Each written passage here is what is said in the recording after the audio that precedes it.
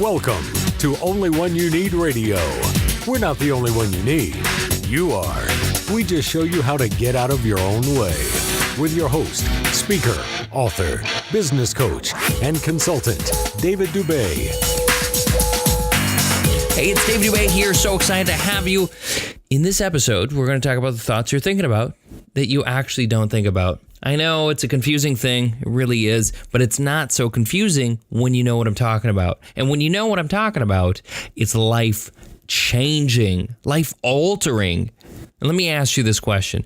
Would you rather have an epiphany, a life-altering moment now or later? That's what I thought. I figured you'd agree with me, but in this absolutely, I'm only assuming you're agreeing with me. And if you're shaking your head no, well, you already know not to listen, because that's just the way it is. So, what am I talking about? Well, I'm talking about, when is the last time you actually thought about the thoughts you think about? Like middle of a thought, maybe for whatever reason, you feel depressed. You're feeling bad. Let me ask you a question. Do you like feeling bad? No, probably not. But we get caught up in thought. And then all of a sudden, moments later, we feel bad. And the reason is because that thought triggered an emotional response. And those emotions created a chemical response within the body, which started to make you feel bad or poorly, not as good as you had been. You altered your state based on those thoughts. Now, at this time that you have this thought, the crazy thing happens. We don't think about the thoughts we're thinking about to change the thought. We often just continue to think that thought, or we then go to try and distract ourselves. But what we didn't do is we didn't say or ask ourselves, do I really believe this thought to be true? Is this thought my thought? Often we have thoughts and we think they're ours, and we just accept them as, well, as our thought. But who says it's your thought? Do you ever think about that? Who says it's your thought? Where did it come from? Did it come from your own mind? Now, while we're talking on this subject, I want you to think about your thoughts, your brain, where the thought exists. I want you to think about it as something a little bit different than you probably have thought of your brain to be. Think of it as an antenna. Now, if your mind is this antenna and it can pick up on things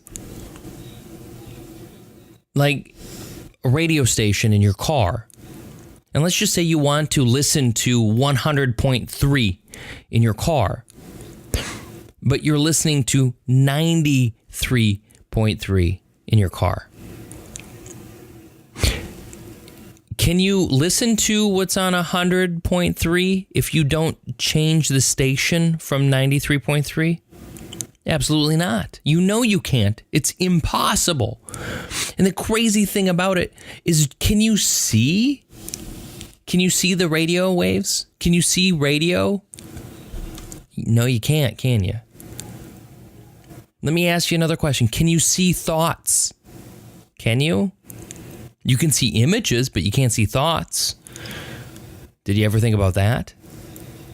This is some interesting stuff, and some, you could say, high-level stuff. Like, we don't think about this stuff. This isn't everyday conversational talk that we're having. And we're not even 5 minutes in, and we're already at holy poo.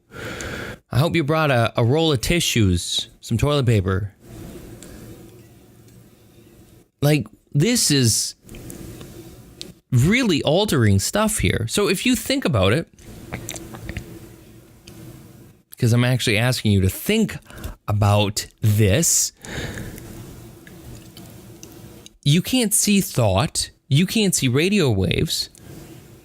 And if they're likened to the same thing and you feel badly, why do you feel bad? Now, if you look at the thoughts, right, if you change your attention to the thoughts you're thinking about, you'll probably figure out why you feel a certain way. This is crazy stuff. And then now that you know, like, I feel bad. Wait a second. What have I been thinking about last hour? Aha. Really? I've been focused on this and I feel this way because that's what I was focused on. And it's interesting because sometimes it's what we call the frame of reference, the frame of the thought that makes us feel that way because we framed it negatively and it didn't have to be that way. It didn't have to be a negative thing. But we created the negativity based upon how we thought about it, like how that thought came into our head or just the context of the situation. There's multiple ways that we frame things. Sometimes it's like, what are they thinking? And I'm guilty of it. I'm so guilty of doing this. So I'm also speaking from experience and not because I'm like the greatest at this at all. I'm not. I'm constantly working at this. Constantly. And today I'm guilty of this very, very thing. And at the same time, my thoughts could be right. I could be wrong with what what you're thinking about. Like, I'm projecting something, presumably, because I don't know the reason for whatever. But because of that situation, you think, well, did I do something wrong? Oh, I must have done something wrong. And we do this all the time. We play these games with ourselves in our minds. Like, I haven't gotten the email for hockey yet. Like, oh, hockey's tomorrow. Well, why didn't I get the email yet? Did I say something wrong? Did I do something wrong? Do they not like me anymore? Am I not invited? I'm not in on this group, so I don't know. What's going on here? Or did he just forget to do it? And maybe he'll respond to my text tomorrow, or he'll respond in an email tonight. I don't know. I have no clue, right? But what happens is we have these thoughts. So the frame of reference is I didn't receive an email. And I'm not in with the group necessarily. We're not best friends or anything. I was invited to this group. And so maybe I did something wrong. Maybe I look wrong. Right? We don't know. I don't know. You don't know.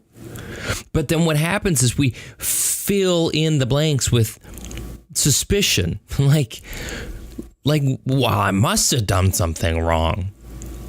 But why are you filling in this blank space with stuff? You don't know. I don't know.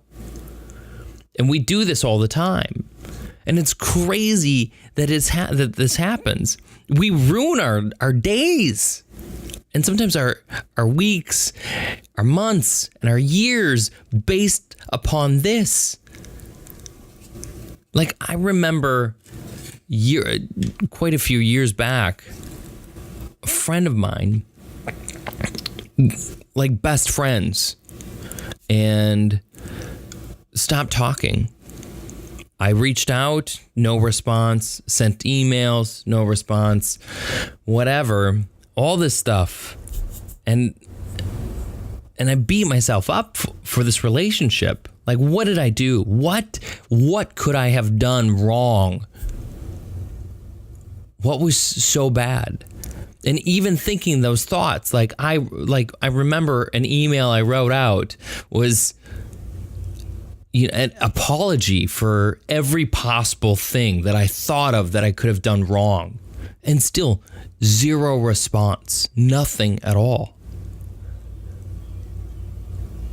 And then last year, my mother passed away. And, he was, still friends on Facebook, saw the post. Maybe he didn't see the post on Facebook. Maybe someone else told him about it. I don't know. Either way, he called me, and it had been 3 years, something like that. And he told me, he's like, dude, it was nothing you did, man.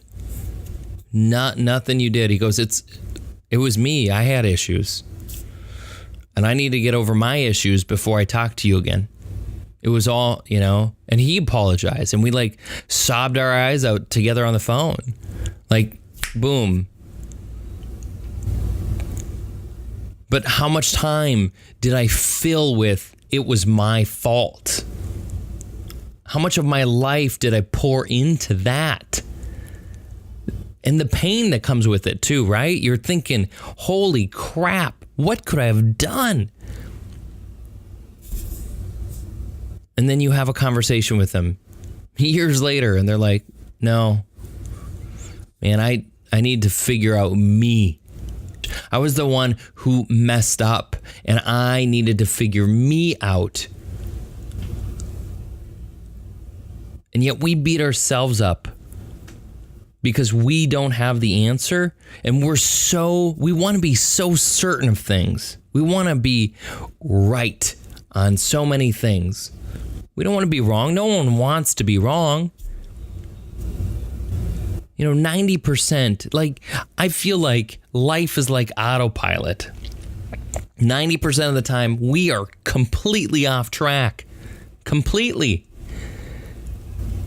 And just that 10%, we just continue to move a little bit to the left, a little bit to the right, a little bit to the, left, right, whatever. We make these small, minute changes, but they alter everything in our lives. 10% is right. 90% is just whatever. We're off track 90% of the time.